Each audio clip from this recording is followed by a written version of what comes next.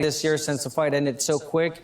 And who would it be? Are we getting Joshua anytime soon? I gotta answer that, ask that question because I think I'm one of a million people out there that want to know. Yeah, man.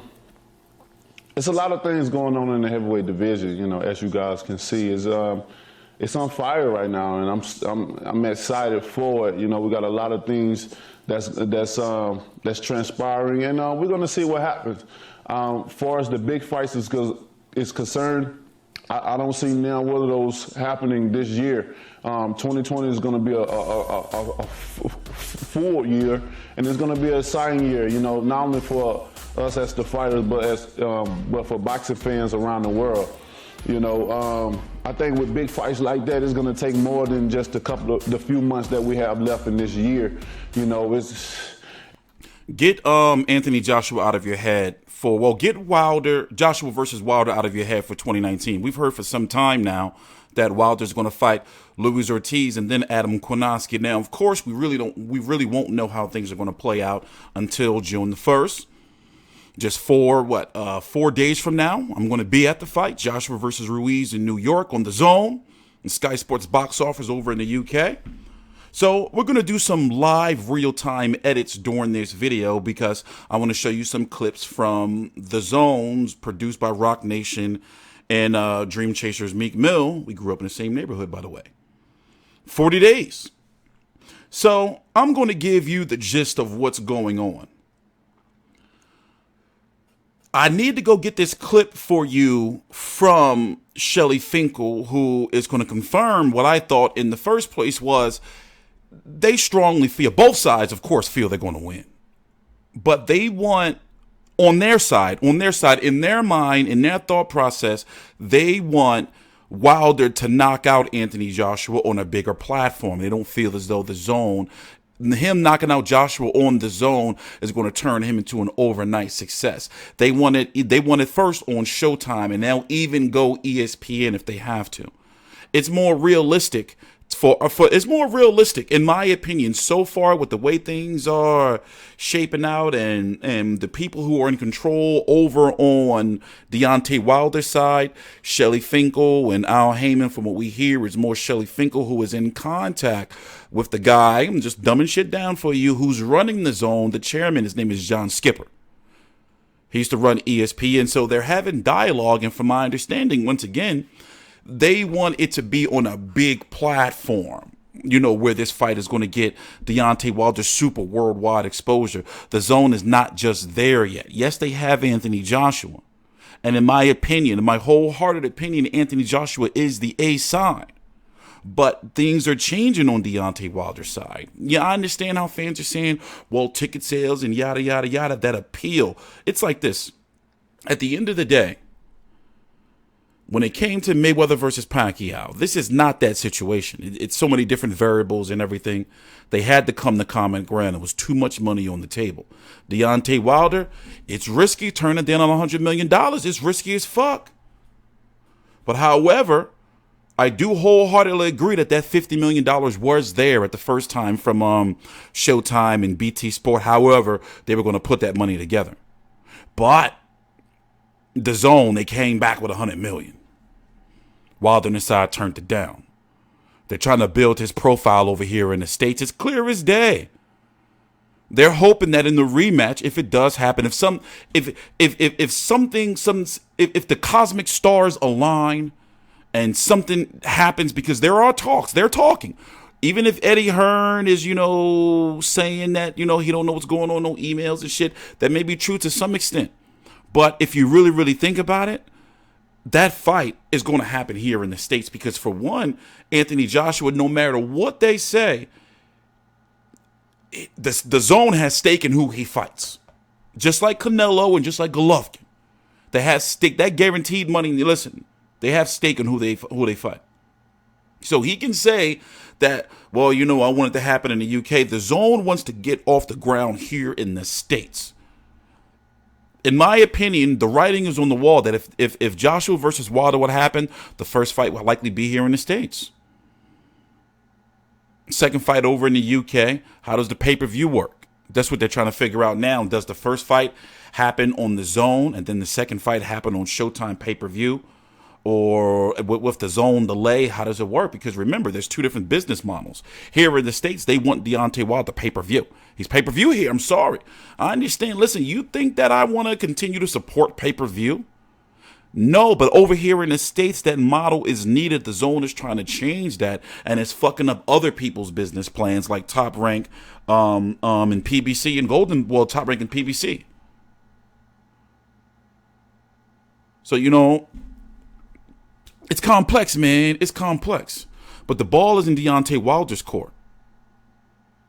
You know, I'm so sick. I've been seeing all this rhetoric that's been on YouTube and on social media. I'm like, what the fuck is going on? Don't people want to see a fight? It's like, how is doing this smear and hate campaign towards Eddie Hearn and the Zone and Matchroom going to get the fight made? None of this shit makes sense. Hey, listen, I told y'all motherfuckers, man, and I hate to be cursing this early in the morning. Motherfucking 8:27 a.m. Eastern Standard Time, May the 27th, 2019, Memorial Day. Of all things, TstreeT don't got no halal barbecues to go to.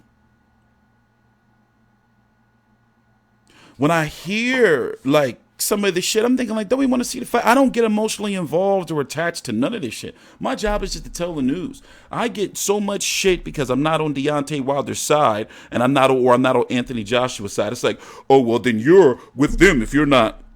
You know, if you don't see that Deontay Wilder ducked this, oh, you know, Deontay Wilder's side, oh, you're with him if you don't see it. It's just make no sense to me, man. I like both fighters. I like Deontay Wilder more. I'm not going to lie. You know, I understand the business and the politics of all the bullshit that's going on, but we need to see these motherfuckers fight. And in my opinion, from what I'm seeing, it's looking like it's going to be Luis Ortiz. If Wilder gets past Luis Ortiz, it's going to be Adam Kownacki.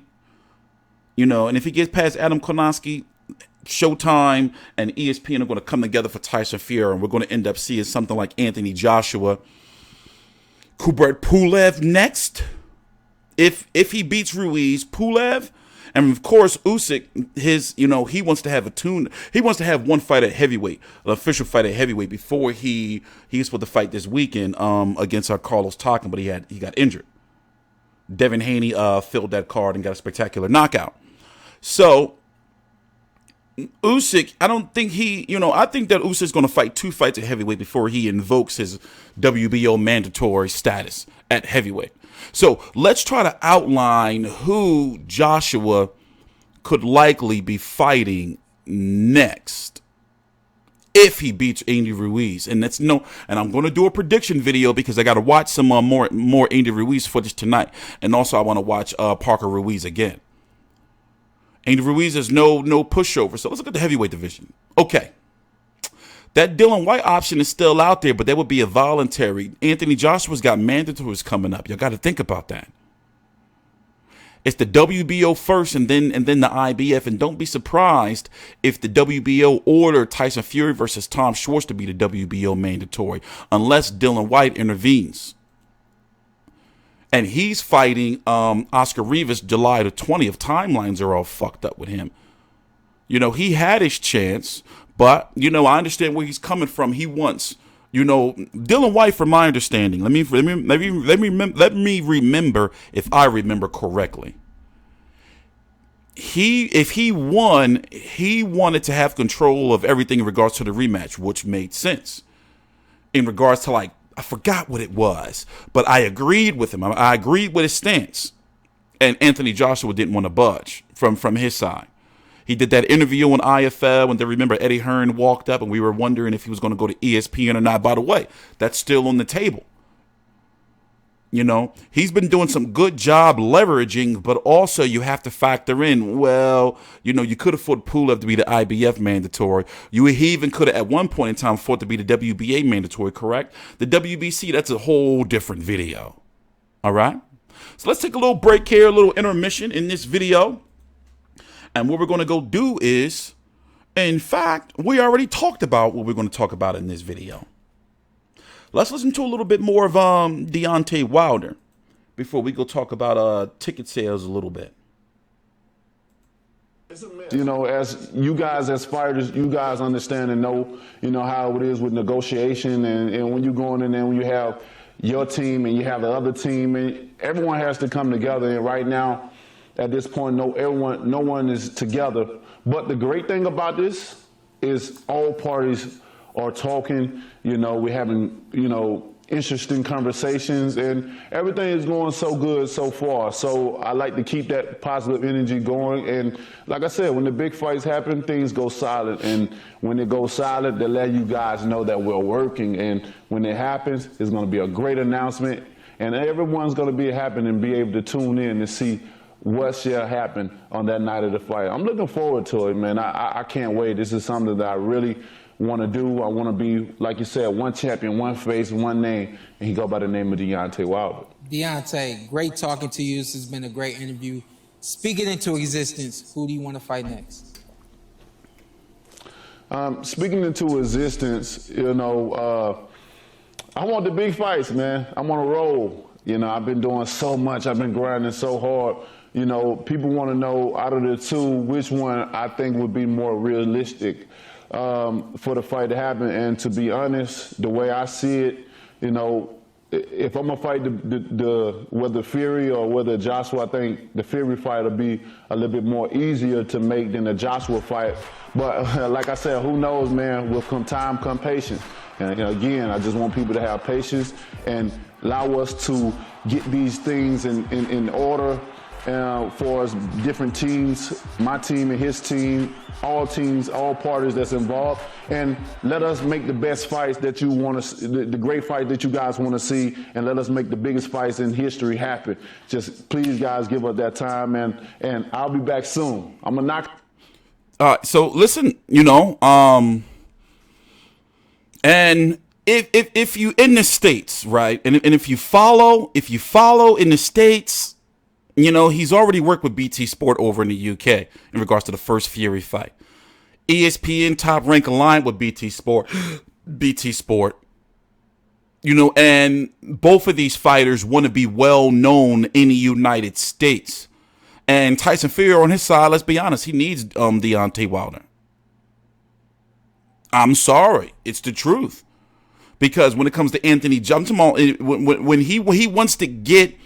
Like he made major buzz here, world news. It was world news that he got up from that fucking that he got up that Christ, intervened in fate, or what was, it wasn't manifest destiny, whatever. It's easier for Showtime and ESPN to work together. That's the facts. It is. It's easier for them to work together.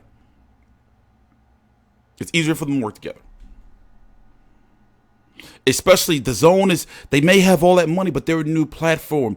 They want, both of these sides, they want big time exposure. Joshua's already got his super huge UK following. He could take a risk like going with a startup company like Dazn. We're going to look at ticket sales and everything in the next video. I'm TstreeT Controversy. This is TstreeT Controversy Live with FightView360.com. This is what I want y'all to do. Down below in the description box, I'm going to put the link to my Twitch channel. The reason why I'm going to be doing a lot of live streams on Twitch is because there's going to be certain freedoms that we can have to give you exclusive, uncut coverage of fights. Highlights, interviews, post-fights, clips, not that FBI fucking disclaimer shit to try to scare off people, try to violate my fair use rights. Please subscribe. I'm TstreeT Controversy. This is TstreeT Controversy Live. So if you want to see my uncut streams, they're going to be starting this week on Twitch. Joshua Ruiz. I'm TstreeT Controversy. This is TstreeT Controversy Live with FightView360.com.